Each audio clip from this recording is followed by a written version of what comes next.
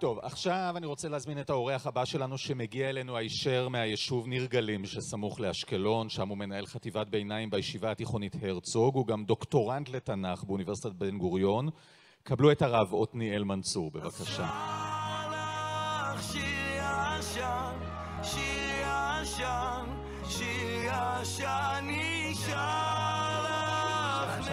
שלום וברכה לכולם.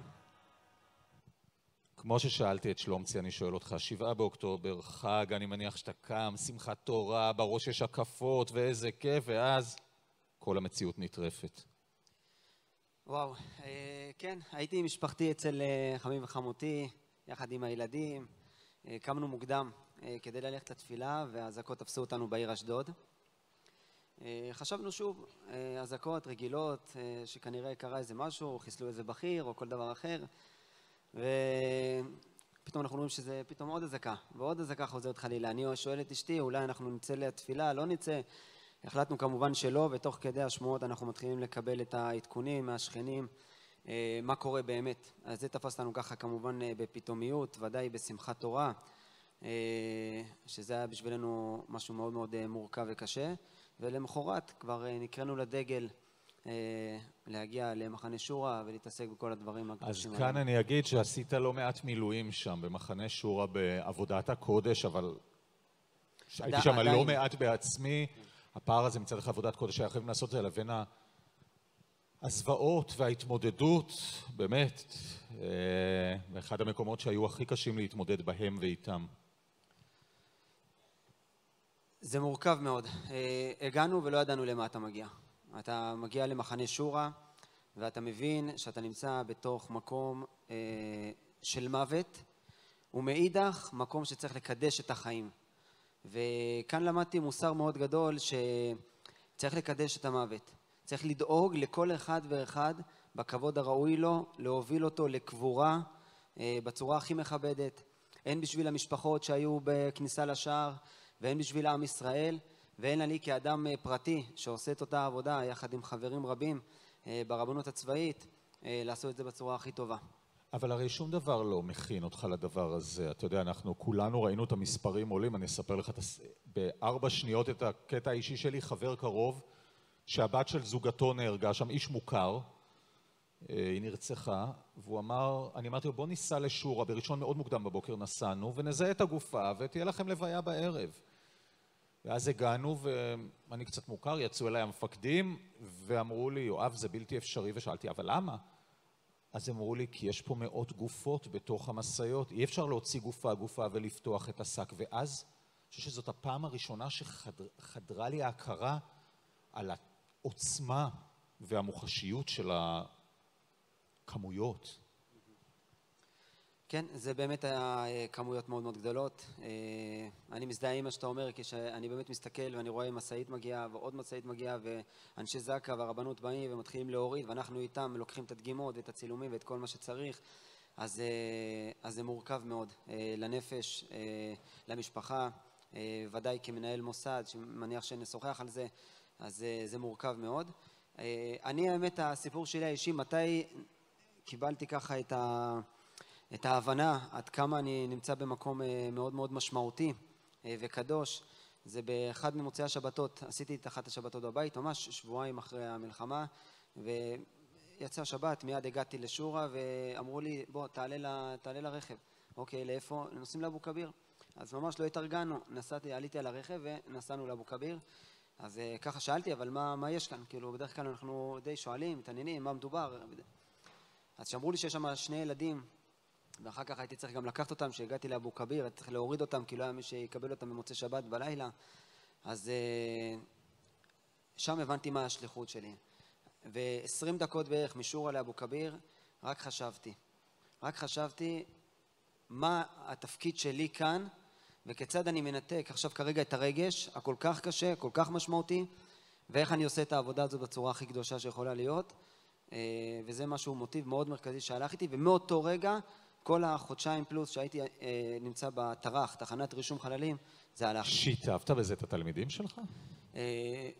שיתפתי את התלמידים בצורה לא, כמובן בלי תיאור גרפי וכו', למרות שהיום אפשר לומר שהם יודעים וראו ודברים יצאו החוצה.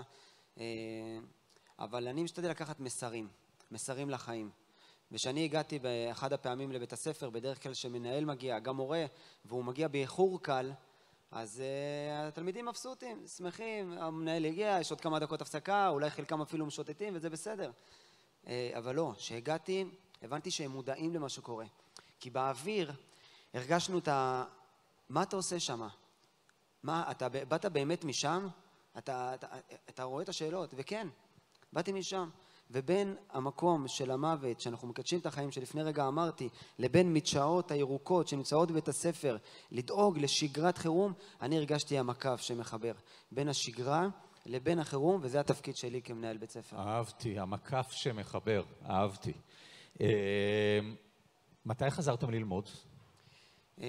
אשדוד, אנחנו תחת הרשות אשדוד, אפשר לומר באמת, אתמול היו לכם אזעקות. אני מרים באמת כבוד גדול לעיר שהיא תמיד דחפה לשגרת חירום, דרך השיח, דרך ההנחיות שיצאו בצורה מאוד קשובה, יחד עם המשרד ומחוז דרום. אנחנו כבר חודש וחצי כבר חזרנו ללמידה, כמובן בהדרגתיות. למידה מלאה? לא, למידה מלאה חזרה כשהצוות חזר מהצבא לפני שבועיים.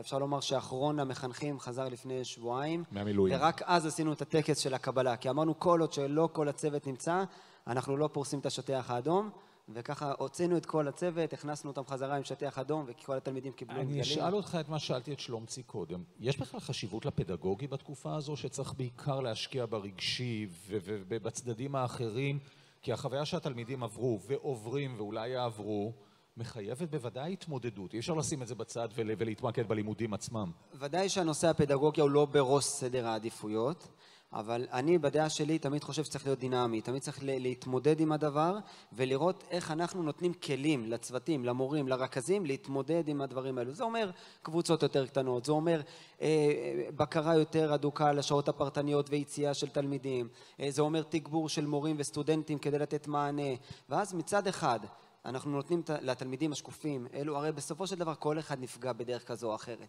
ואנחנו צריכים להגיע אליהם. יש תלמידים שהם שותקים, יש תלמידים שהם מדברים, גם ההוא שמדבר וגם ההוא ששותק צריך לקבל את המענה.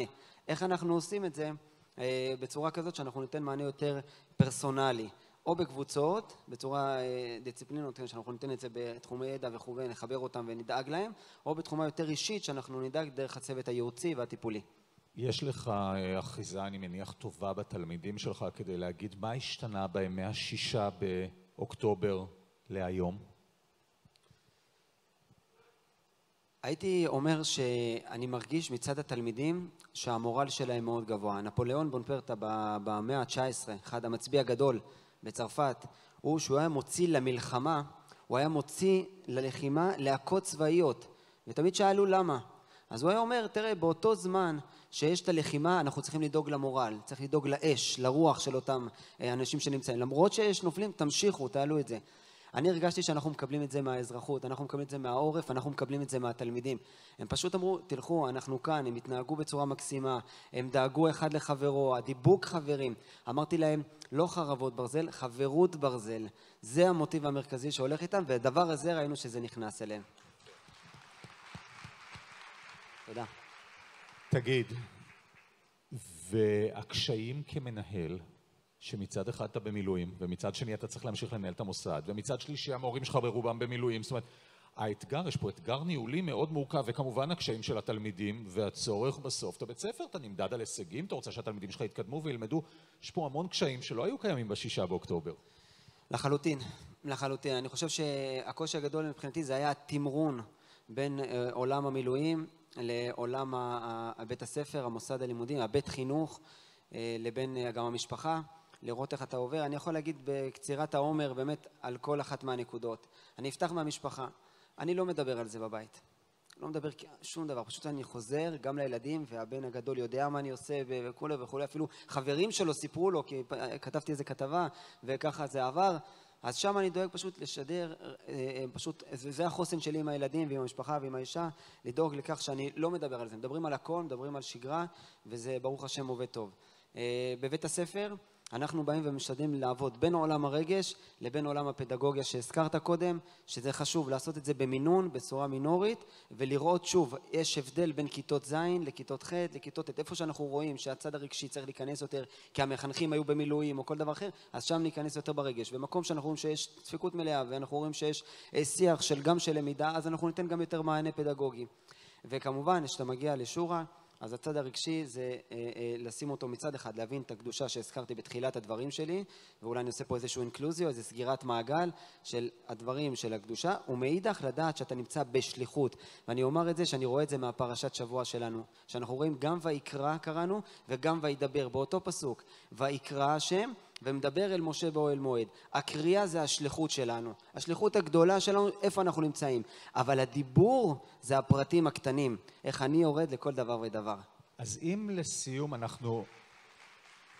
אנחנו נוהגים כל הזמן להגיד שבכל משבר יש גם הזדמנות. אז אם הייתי אומר לך, שואל אותך, איזה הזדמנויות זיהית בתקופה כל כך מורכבת, קשוחה, מאתגרת שאנחנו חווים בחודשים האחרונים? ההזדמנות הגדולה שאיתה אני הולך זה נושא האחדות. נושא האחדות. פשוט ראינו את זה בעם, ואני חושב שיש הבדל בין מה שהיה לפני אותה שבת לבין מה שאנחנו רואים עכשיו. אחדות בחינוך, אחדות ברפואה, אחדות בעורף, אחדות בצבא, והדברים האלו שאנחנו הולכים איתם, אם זה המסר המרכזי שנעביר לתלמידנו, והיה זה שכרנו. יפה. הרב מנצור, תודה רבה לך. תודה רבה לכולם. אליפות אתה. ובכל מלאכת עבודת סבו